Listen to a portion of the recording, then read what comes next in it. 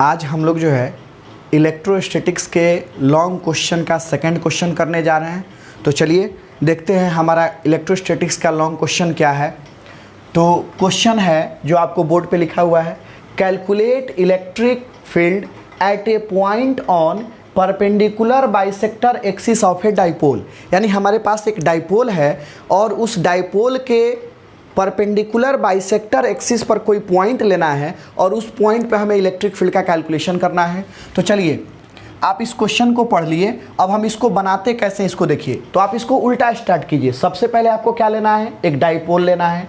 Dipole का कौन सा एक्सिस खींचना है, परपेंडिकुलर बाइसेक्टर एक्सिस खींचना है और वहाँ पर आपको क्या लेना है, एक पॉइंट लेना है और उस पॉइंट पे क्या कैलकुलेट करना है, इलेक्ट्रिक फील्ड। तो सबसे पहले हम यहाँ क्या बना देते हैं, एक डाइपोल। मान लीजिए यह एक चार्ज है -q और ये चार्ज है +q। ये हो गया डाइपोल। डाइपोल में कितने चार्ज होते हैं, दो। दोनों चार्ज का मैग्नीट्यूड सेम होता है और नेचर अलग अलग होता है। और ये डिस्टेंस हो गया हमारा 2d। ये हो गया इसका मिड पॉइंट। तो मिड पॉइंट से ये डिस्टेंस कितना होगा, d, और ये डिस्टेंस कितना होगा, d। हमने डाइपोल ले लिया। अब डाइपोल का हमें क्या खींचना है, परपेंडिकुलर बाइसेक्टर एक्सिस। तो हम इसका ले लेते हैं परपेंडिकुलर बाइसेक्टर एक्सिस। ये हो गया इसका परपेंडिकुलर बाइसेक्टर एक्सिस। उस बाइसेक्टर एक्सिस पे कहीं भी आप एक पॉइंट ले लीजिए। मान लीजिए वो पॉइंट हमने यहाँ पे ले लिया, वो क्या है, P पॉइंट है। और ये पॉइंट कितने डिस्टेंस पे है, तो R डिस्टेंस पे है। कहाँ से, इसके मिड पॉइंट से। और इस P पॉइंट पर हमें क्या निकालना है, इलेक्ट्रिक फील्ड E कितना होगा। ठीक है, तो आपको सबसे पहले एक डाइपोल बना लेना है।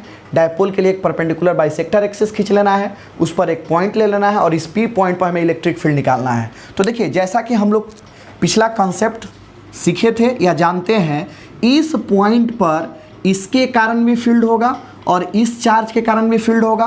तो हम दोनों के फील्ड को पहले कैलकुलेट करेंगे, दोनों के डायरेक्शन को देखेंगे, दोनों के फील्ड के मान को देखेंगे और फिर उसके बाद इसको हम कैलकुलेट कर देंगे वेक्टर के रूल के अनुसार।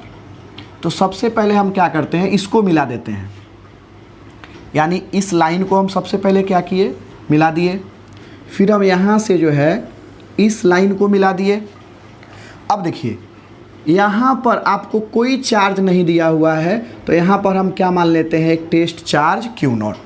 अब बताइए ये -q के कारण इस पर फील्ड किस डायरेक्शन में होगा, तो -q इस पर फोर्स लगाएगा किधर, इस डायरेक्शन में।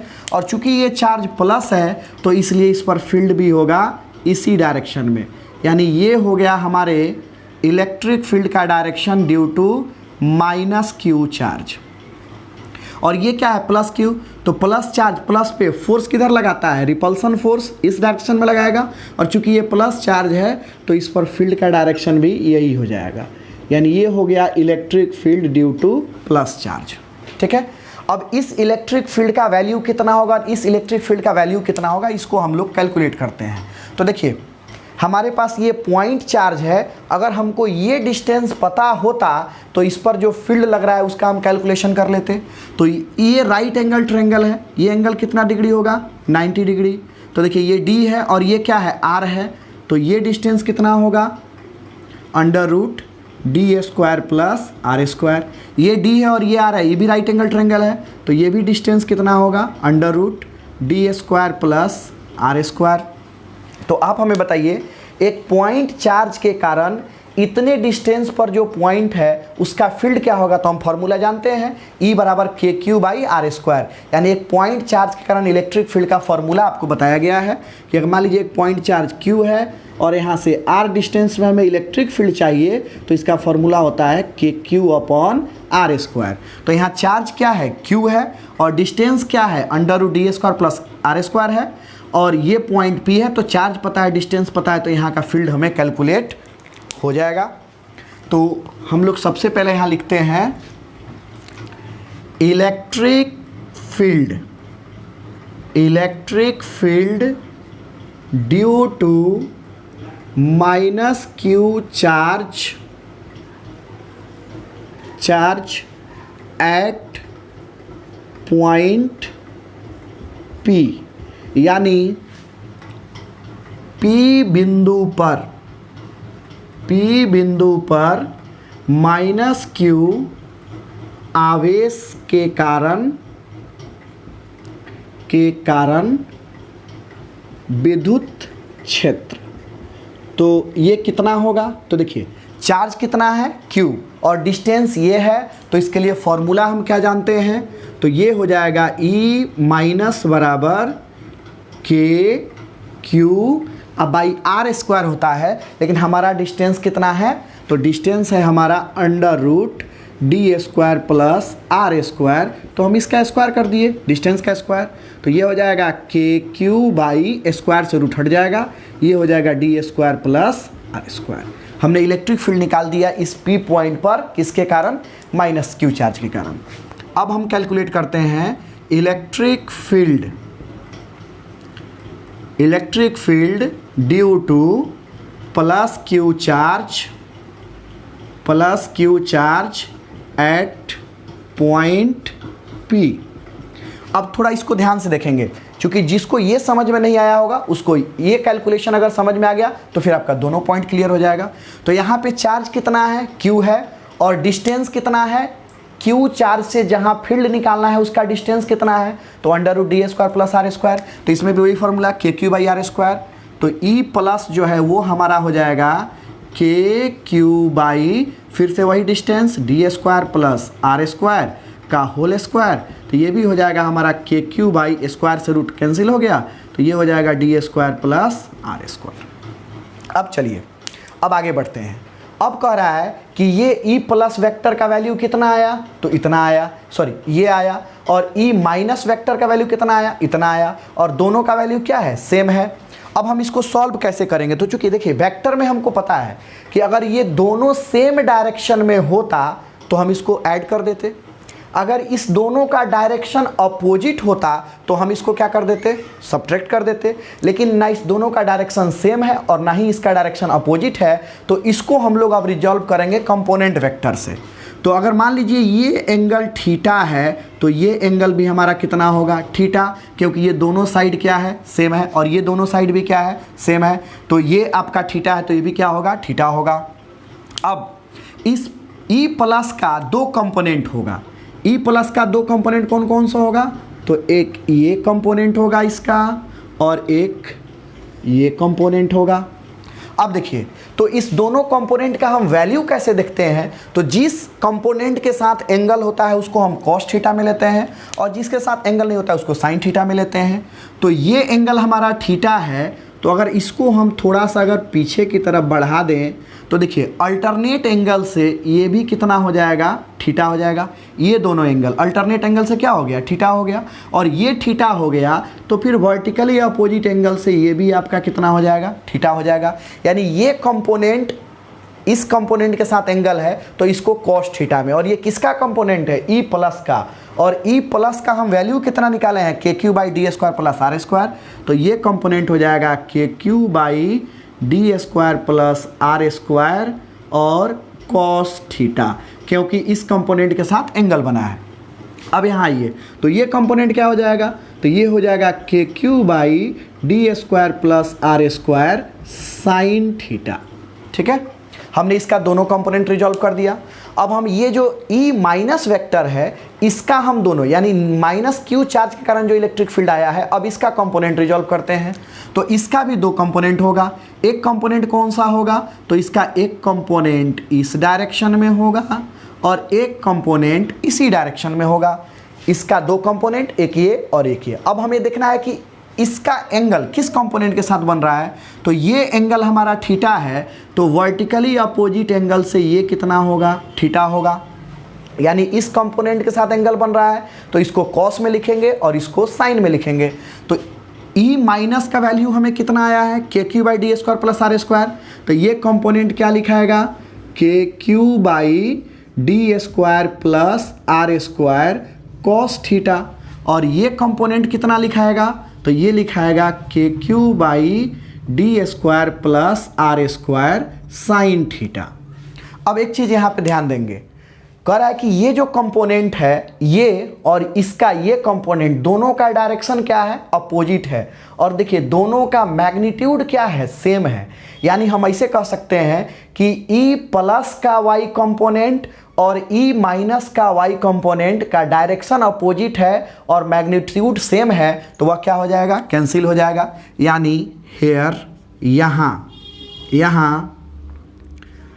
कंपोनेंट कौन सा, y component of E plus and E minus have same magnitude. यानी मैग्नीट्यूड क्या है, सेम है, बट डायरेक्शन क्या है, अपोजिट है, बट अपोजिट डायरेक्शन। सो इसलिए दीज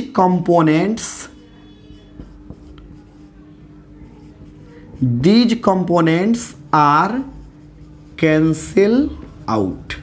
यानी इस E प्लस और E माइनस के y कंपोनेंट्स का मैग्नीट्यूड तो सेम है लेकिन डायरेक्शन अपोजिट है, इसलिए क्या हो जाएगा, कैंसिल हो जाएगा। यानी हम कह सकते हैं कि E प्लस तथा E माइनस के y घटकों का परिमाण समान है, परंतु दिशा विपरीत है, अतः ये घटक कैंसिल हो जाएंगे। तो अब देखिए, यानी ये y कंपोनेंट और ये क्या हो गया, कैंसिल हो गया। तो अब बच क्या गया, सिर्फ x कंपोनेंट। तो चलिए इसको हम मिटाते हैं, आप लोग इसका स्क्रीनशॉट ले लीजिए। अब हम लोग इसको आगे सॉल्व करेंगे।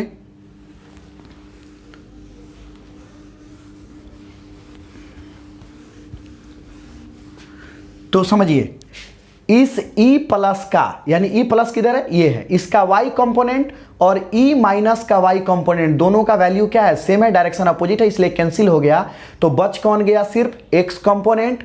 सो इसलिए हम लोग क्या लिखेंगे, तो E नेट बराबर, E नेट हो जाएगा E प्लस का x कंपोनेंट अब प्लस E माइनस का x कंपोनेंट। क्योंकि दोनों का डायरेक्शन सेम है इसलिए हम, ये डायरेक्शन दोनों का क्या है, सेम है, इसलिए दोनों को क्या कर दिए, ऐड कर दिए। तो E नेट बराबर हम क्या देखेंगे, तो E नेट बराबर इसका वैल्यू कितना है, तो KQ by D square plus R square cos theta अब plus KQ by D square plus R square cos theta. दोनों को सॉल्व कीजिए तो E नेट बराबर आपका आएगा 2KQ by D square plus R square cos theta. अब देखिए हम इस कॉस थीटा का वैल्यू रखते हैं, तो कॉस थीटा का वैल्यू क्या होगा, तो कोई भी आप ट्रायंगल लीजिए, इसको लीजिए या इसको लीजिए, तो कॉस थीटा क्या होता है, B बाई एच। तो ये थीटा के सामने वाले को परपेंडिकुलर बोलते हैं, तो ये क्या हो जाएगा, बेस, यानी बेस के जगह पे क्या लेंगे, D, और ये क्या हो जाएगा, H। तो हम कॉस थीटा को नेक्स्ट स्टेप में लेते हैं, E नेट बराबर 2KQ by D square plus R square, और इसको लेते हैं बेस, बेस कितना है D और H कितना है, ये है, तो D square plus R square का पावर 1/2।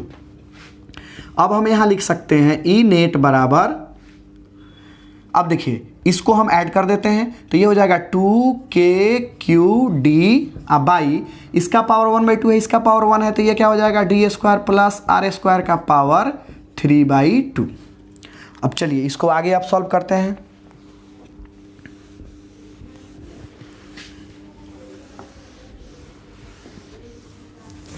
अब 2Q और D, यानी चार्ज है Q, डिस्टेंस है 2D, तो Q गुना 2D होता है डायपोल मोमेंट। चूंकि Q बराबर 2D, Q गुना 2D बराबर क्या होता है, P, डायपोल मोमेंट होता है, और एंड यहाँ हम देख रहे हैं डी क्या है, डायपोल का डिस्टेंस है, और आर क्या है, इक्वेटोरियल लाइन का डिस्टेंस है। तो डी डिस्टेंस जो होगा वह मच लेस देन आर होगा। तो हम नेक्स्ट स्टेप में लिख सकते हैं E net is equal to के, और क्यू 2D को लिख दिए हम पी, और बाई इसको क्या हम लिख देंगे, तो डी डिस्टेंस काफ़ी स्मॉल है इस आर के रेस्पेक्ट में, तो डी को हम नेगलेक्ट कर देंगे, तो ये हो जाएगा आर स्क्वायर का पावर 3/2। आगे सॉल्व करेंगे तो ये के पी, अब बाई पावर का पावर मल्टीप्लाई हो जाता है, तो आर का पावर कितना हो जाएगा या 3, यानी 6/2 कितना हो जाएगा 3। तो ई नेट का फॉर्मूला यहाँ से हमको क्या मिल गया, ई नेट बराबर मिल गया के पी बाई आर क्यूब। ये हो गया हमारे इलेक्ट्रिक फील्ड का फॉर्मूला। कब, जब हम डायपोल के इक्वेटोरियल लाइन पे अगर कोई पॉइंट लेते हैं तब। तो ये था हमारा लॉन्ग क्वेश्चन नंबर 2। अब इसके बाद हम लोग अगले वीडियो में 3rd क्वेश्चन का बात करेंगे।